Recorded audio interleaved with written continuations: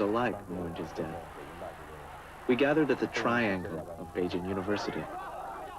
Wang Dan asks us how we would like to express our grief. The students wanted to hold a demonstration. Around midnight, we started our march toward Tian'anmen Square. This was the first demonstration in Beijing. We formulated a 7-point appeal.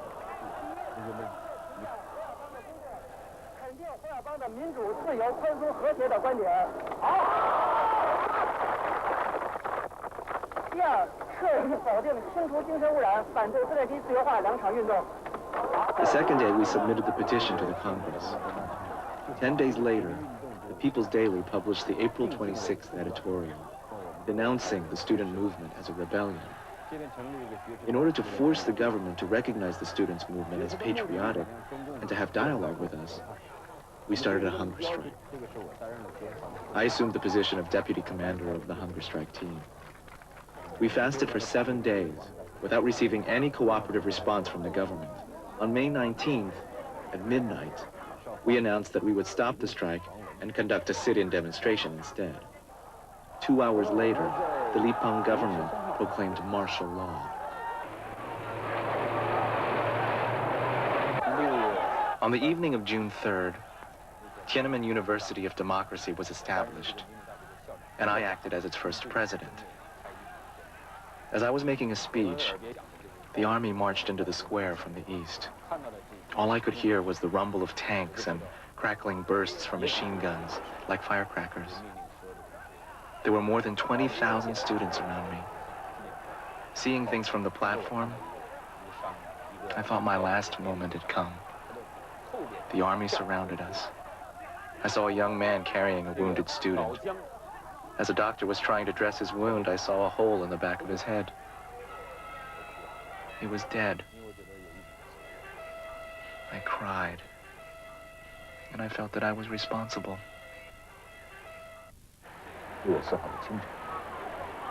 June 4th, early morning after the massacre, Charlayne, Li Lu, Feng Changde, and I led the students who were still in the square back to Beijing University. Some of the students suggested that we organizers should leave immediately. Some said we should leave the country. I said no.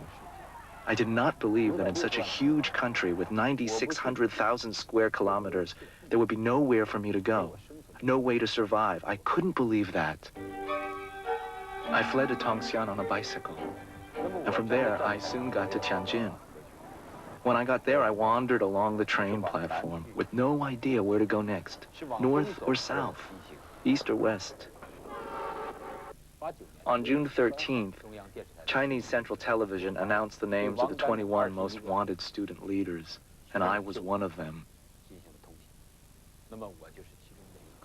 From then on, all of the student leaders lived in constant fear of arrest. Wang Dan was arrested. Xiang Yan was arrested. Zhou Fengsuo got caught. Where Kaixi and Li Lu fled the country. I got away to Harbin, a city in the northeast.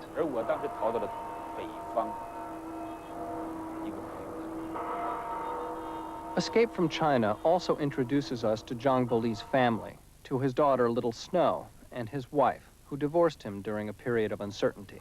Little Snow and I stood in the street waiting every day for him to come back.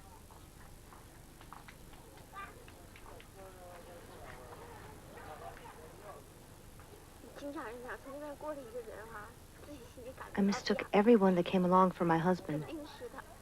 It must be him.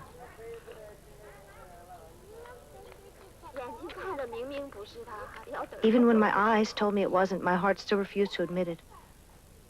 Until the person was gone. The film chronicles Zhang Boli's ordeal, how he was hidden by peasants in the north of China, how he escaped into Russia through a perilous crossing of a frozen river, narrowly surviving, only to be imprisoned and returned to China, but not to the police.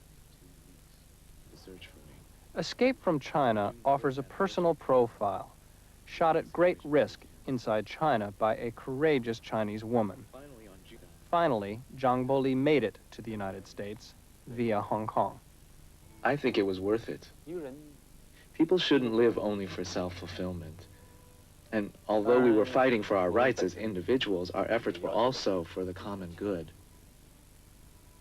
I never expected to lose so much. I wasn't prepared for this.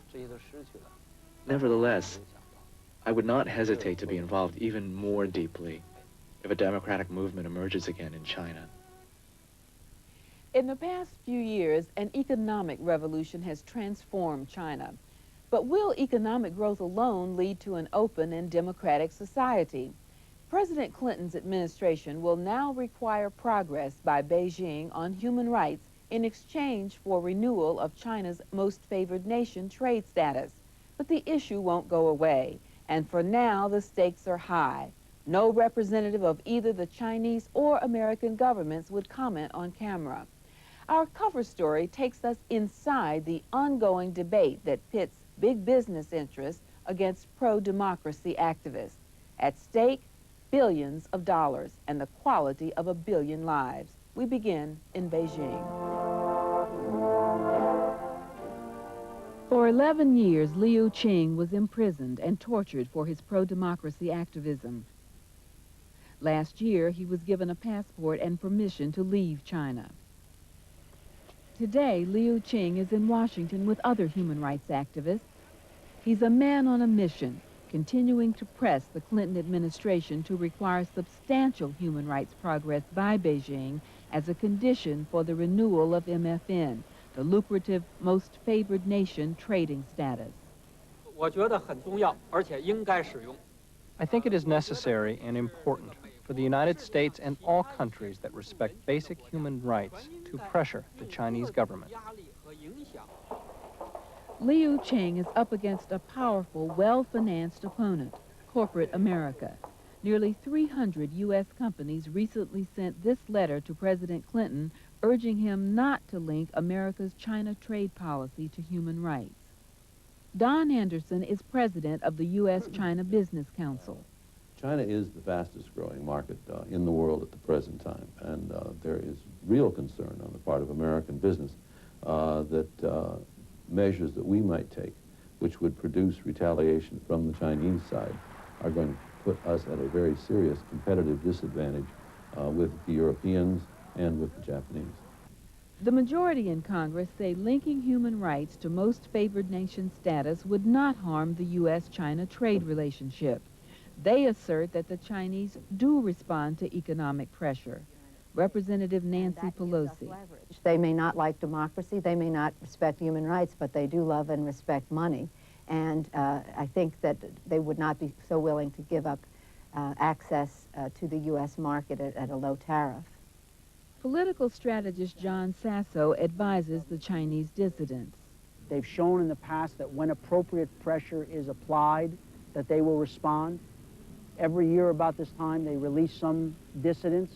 They released Professor Fang Lezhu several years ago in response to U.S. pressure. I think they would be shocked if we didn't do it. Bill Clinton promised to pressure the Chinese on human rights during last year's presidential campaign. I would be firm. I would say, if you want to continue most favored nations status for your government-owned industries as well as your private ones, observe human rights in the future. But will China observe human rights in the future? President Clinton is giving Beijing 1 year to make progress. Will Beijing comply? Activists are doubtful, pointing to the lack of free expression, the brutal repression of Tibetan nationalism, forced abortion and sterilization, torture in the prisons, and the existence of a Chinese gulag, where slave labor is used to make products, some of which are exported to the U.S. Harry Wu spent 19 years in a Chinese prison. All of these prisoners forced to labor. So 10 million, 20 million cheap labor, no pay labor in the coal mine, in the industrial, in the agricultural area to labor, to produce the products not only for the domestic market as well as international market. International markets like the United States, which import products like these socks made by slave labor in a Beijing prison. Prison labor is routinely used and extensively used to produce goods for export to the United States. Torture is another human rights abuse inside Chinese prisons. Liu Qing described his experience. They would strike me with a club and electric rods. Sometimes they just beat me with their hands and kick me with their feet. Other times they would hit my palms with keys and other hard objects, and then beat me. They would also whip me with a rope. The torture of prisoners like Liu Qing will continue to be weighed against the potential to make billions of dollars in China. Mike Jendrzejczyk of Human Rights Watch. As a human rights organization, clearly we are the David confronting the Goliath. I mean, we do not have the kind of resources nor the kind of economic clout that major corporations can wield. What we do have is a voice of conscience that tries to represent the voices of the Chinese people, those in China and Tibet who are in prison or in other ways repressed. Hai Chang-jiao is director of the National Council on Chinese Affairs. We are against a tremendous money power, which is unfortunate because that wasn't something we anticipated, because we thought we are really against a powerful Chinese government, and that's all we have to deal with. And now it turns out that's not the case. The money power on the other side are lobbying heavily and twisting the debate. The lobbying effort is very intense, and we have member companies coming to Washington or their Washington representatives joining us in discussing this issue with members of Congress, with the U.S. Trade Representative, with the National Security Council, State Department, Department of Commerce, making the case that this is not in U.S. interest. I've never fully really understood the arguments of the business community in this regard, because it would seem to me that it's in their interest to have some appropriate pressure kept on the Chinese government to continue to make progress on human rights issues. In the absence of that pressure, eventually what you're going to get is social chaos. Frankly, U.S. corporate America has done very little to promote human rights. They say things to me like, we're in business, we're not in politics. How important are human rights to us? We have an obligation to our shareholders to get goods at the lowest possible price. What difference should it make to them if it's made by prison labor? It did make a difference to one U.S. company. Levi Strauss recently cut its business ties in China to protest human rights abuses. But most U.S. corporations argue that the best way to influence the Chinese is to continue to do business with them. The presence of American business and American joint ventures in China producing goods is a factor in improving the human rights situation. We bring a greater openness, we bring a greater concept of questioning procedures and so forth. And a number of American businessmen have been instrumental in improving the human rights situation in China. The human rights situation in China is a massive disaster. It's of catastrophic proportions, especially since June '89. It's vital that international pressure on Beijing be kept up to bring it to the negotiating table, to make concessions on human rights, to open up the labor camp system to international inspection and scrutiny, to free political prisoners. 1.2 billion people in China don't have the right to express themselves or to think. This is a very important matter. You are watching Rights and Wrongs, Human Rights Television. Each week at this time, news and global perspectives you don't see elsewhere.